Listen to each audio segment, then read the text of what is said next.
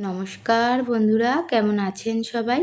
কাকলির গল্প কথা নতুন একটি ভ্লগে আপনাদের সকলকে স্বাগত জানাই।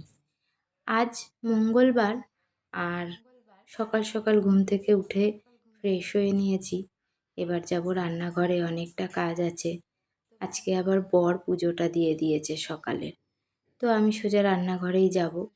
তো বন্ধুরা, গল্প করতে ভীষণ ভালোবাসি আমি, আর সেটার জন্যই আপনাদের সামনে আসা। কারণ দিনের বেলা যখন বর অফিসে চলে যায়, ছেলে স্কুলে চলে যায়, আমার বড্ড একা একা লাগে জানেন। গল্প করার মতো কাউকে পাই না। শাশুড়ি মা আছেন, কিন্তু তিনিও তো তখন ব্যস্ত থাকেন। তো যাই হোক, ভাবলাম যে ইউটিউব যখন এত সুন্দর একটা প্ল্যাটফর্ম দিয়েছে, তখন সেটাই কেন না ইউজ করি আমরা। তো যাই হোক, আপনাদের সাথে গল্প করতে চলে এলাম। আশা করব আপনারাও আমার সঙ্গ দেবেন। তো এই গল্প করতে করতে তো সময় হয়ে এলো। আজ আবার বরের স্কুল খুলেছে, আর ছেলের স্কুল কালকে খুলবে। তো যাই হোক, অনেক দিন তো সকাল সকাল রান্না টান্না কিছু করিনি। আজকে প্রথম দিন একটু বাদো বাদোই হবে, আবার তারপর ঠিক হয়ে যাবে। তো যাই হোক, চলুন রান্না ঠান্না সেরে নিই। আর রান্নাঘরে তো অনেকটাই কাজ থাকে সকালবেলা। তো ছেলে আজকে ছুটি আছে, কালকে আবার ছেলের স্কুল। তো ছেলে এখনো ঘুম থেকে ওঠেনি। আমি চলে এসেছি রান্নাঘরে। আর কাল রাতে একটু বাদাম, একটু চিয়া সিড, একটু ছোলা, এগুলোকে একটু ভিজিয়ে রেখেছিলাম। সকালবেলা এইসব খাবারগুলো খেলে সারাটা দিন বেশ ভালো লাগে, মনটাও বেশ ভালো লাগে যে না, সকালবেলা একটু ভালো কিছু খেয়েছি। সারাদিন তো শরীরের ওপর নানা রকম অত্যাচার হয়, এই ভাজা ভুজি এটা সেটা খাওয়াই হয়। তো সকালবেলাটা যদি একটু হেলদি খাওয়া যায়, তাহলে মন শরীর দুইই ভালো। তো যাই হোক, চিয়া সিড ভিজিয়েছিলাম 2 কাপে, একটা বরের জন্য একটা আমার জন্য। আর একটু আমন্ড ভিজিয়েছিলাম, একটু ছোলা ভিজিয়েছি। তো ছোলাটা ভিজিয়েছি এই কারণে যে আজকে একটু রুটি করব, আর সকালে রুটির সাথে একটু ছোলা দিয়ে আলু দিয়ে তরকারি করব। তো সিদ্ধান্ত আবার বদলে গেল জানেন। বর বলল যে না, মাংসের তরকারি করো। তো মাংস করতে গেলে তাহলে আবার ছোলার তরকারি করব। তাই ভাবলাম ছোলাটা যখন ভিজিয়েইছি, তখন তাহলে সকালবেলা সেদ্ধ ছোলা দিয়ে ব্রেকফাস্ট করব। সেই খাবারটা আমার খেতে আবার ভীষণ ভালো লাগে। আর বর এদিকে সকালবেলা হেঁটে এসে একটু বসেছে ছাদে হাওয়া খেতে। তো আমি চিয়া সিডটা ওকে ওখানে গিয়ে দিয়ে আসলাম, আর আমারটা নিয়ে আমি টেবিলে বসে খাবো। একটুখানি বসা হবে, কারণ উনি তো ওখানে একটা চেয়ার নিয়ে বসেছে। তো যাই হোক, আমি আবার একটু ঘরে চলে আসলাম, এসে চিয়া সিডটা খেয়ে নিই। কারণ সকালবেলা তো ভীষণ ব্যস্ত থাকবো, সেই খেতে খেতে 10টা। আর তার মাঝখানে যদি এই চিয়া সিডটা খাই 1 গ্লাস, তাহলে না পেটটা বেশ ভরা থাকে, শরীরটাও বেশ এনার্জেটিক থাকে। তো তারপর কিন্তু আমি রান্নাঘরে চলে এসেছি রান্না করতে। এখানে রান্না করছিলাম লাউ দিয়ে আলু দিয়ে তরকারি, আর যে ছোলাটা বললাম না সকালে ব্রেকফাস্ট করব, ওটাই একটু সেদ্ধ বসিয়ে দিয়েছিলাম। অল্প একটু নুন আর 2 গোটা কাঁচা লঙ্কা দিয়ে সেদ্ধ করেছিলাম। আর এদিকে ভাত হয়ে গেছে, ভাতটা আমি উপর দিয়ে দিয়েছি ফ্যান ঝরানোর জন্য। আর এই বাটিটার মধ্যে আমি বেশ অনেকটা পাঁপড় ভেজে রেখেছি জানেন। কারণ প্রত্যেকদিন তাড়াহুড়োর সময় হয়ে ওঠে না। আর এই ডালের সাথে যদি 2 পাঁপড় দিই, ছেলে আবার বেশ খুশি হয়। আর এদিকে ডিম সিদ্ধ করে নিয়েছি সকালবেলা খাবো বলে। আর এখানে একটু পেঁপে, একটু আলু কেটে রেখেছি মাংসের তরকারির জন্য। মাংসটা তো ফ্রিজে ছিল, তাই একটু জলে ভিজিয়ে রেখেছি, নাহলে তো আবার সে বরফ হয়ে থাকে। তো তারপর এই লাউয়ের তরকারিটা জানেন বন্ধুরা, আমি কিন্তু খোসা সমেত রান্না করেছি। আমার বর কার কাছ থেকে শুনেছে যে খোসা সমেত সবজি খাওয়া নাকি ভালো।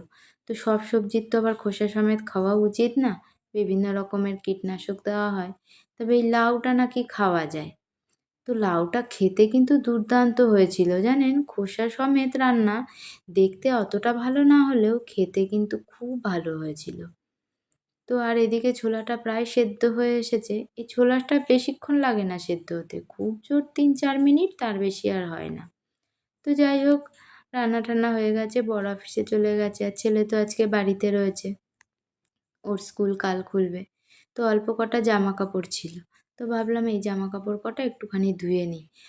তো অল্প কটা জামা কাপড় আবার কি মেশিনে দেব? আর রোজের জামা কাপড়গুলো জমিয়ে রাখতেও ভালো লাগে না যখন কাজ না থাকে। যখন ব্যস্ত থাকি তখনকার ব্যাপারটা আলাদা। তো যাই হোক জামা কাপড়গুলো ধুয়ে ছাদে মেলে দিলাম। আর আজ রোদও উঠেছে প্রচণ্ড জানেন?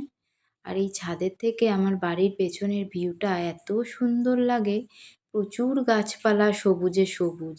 একদিন আপনাদের দেখাবো। তো যাই হোক আমি কিন্তু জামা কাপড়গুলো মেলে দিচ্ছিলাম, আর তারই মধ্যে আবার ফোন এসছে যে একটা পার্সেল আসছে। একটা অর্ডার করেছিলাম, ওই আমি সেলাই করতে ভীষণ ভালোবাসি, ওই সেলাইয়ের কিছু জিনিসপত্রই অর্ডার করেছিলাম। তো সেটা আবার এই মুহূর্তেই চলে এসছে। তো আবার নিচে গিয়ে সেই পার্সেল আনবো। তো ছেলেকে বললাম, "তুই একটুখানি গিয়ে পার্সেলটা নিয়ে আয়।" তো ও গিয়েছিল পার্সেলটা আনতে। আর আমি এদিকে জামাকাপড়গুলো মেলে তাই ঘরে আসবো। আর এত গরম লাগছিল, কেউ বলবে যে অক্টোবর মাসের শেষ আর ঠান্ডার কোনো পাত্তাই নেই। মানে এত গরম পড়েছে এখনও। এখনও পর্যন্ত ঠান্ডাই আসছে না। জানি না কবে আসবে। আগে তো কালী পুজোর সময় ঠান্ডা ঠান্ডা লাগতো। এখন আবার দেখছি সমস্ত কিছু চেঞ্জ। তো যাই হোক ছেলে সেই পার্সেলটা আনতে গেল, আর আমি ছাদের থেকেই দেখছিলাম যে ও ঠিকঠাক নিচ্ছে কি। ঠিকঠাক নেবে, কারণ যথেষ্ট বড় হয়েছে। কিন্তু ও আবার ক্যামেরার সামনে আসতে চায় না জানেন? ওই যে আমাকে বকাবকি করছে, "তুমি কেন ভিডিও করছো?" তো যাই হোক এই যে পার্সেলটা ও আমাকে ওখান থেকে ছুঁড়ে দিল, আমি ক্যাচ করতে পারিনি, পড়ে গিয়েছিল জানেন? তো তারপর কিন্তু ফ্রেশ হয়ে অনেকক্ষণ পর ছেলে স্নান-টান সেরে আসলে, আমার তো সকালেই স্নান হয়ে গিয়েছিল। খাবার বেড়ে নিয়েছিলাম। আর যখন বাড়িতেই আছে তখন দুজনে একসাথেই খাই। নাহলে প্রত্যেকদিন তো ও স্কুলে থাকে, ওর বাবাও অফিসে থাকে, আর আমি তো একা একা বসে বসে খাই।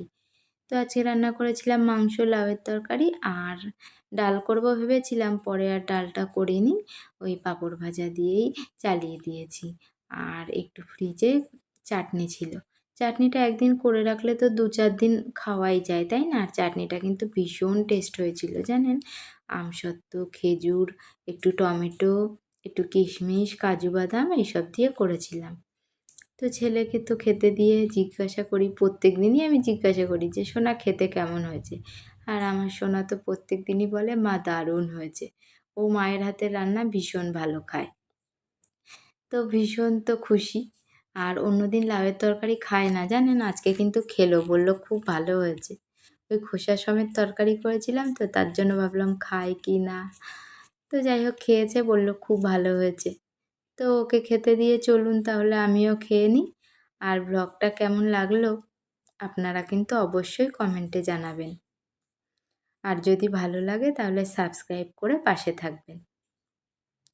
আজ তাহলে আসি, আবার দেখা হবে নতুন কোনো ভিডিওতে। ততক্ষণ সকলে খুব ভালো থাকবেন, সুস্থ থাকবেন আর সাবধানে থাকবেন। আর ব্লগটা কেমন লাগলো কমেন্টে কিন্তু অবশ্যই জানাবেন। আপনাদের এক একটা কমেন্ট আমাকে নতুন নতুন ভিডিও বানাতে ভীষণভাবে উৎসাহিত করবে। তাহলে আজ আসি, আবার দেখা হবে নতুন কোনো ভিডিওতে। সকলে খুব ভালো থাকুন, সুস্থ থাকুন, সাবধানে থাকুন। আজ আসি।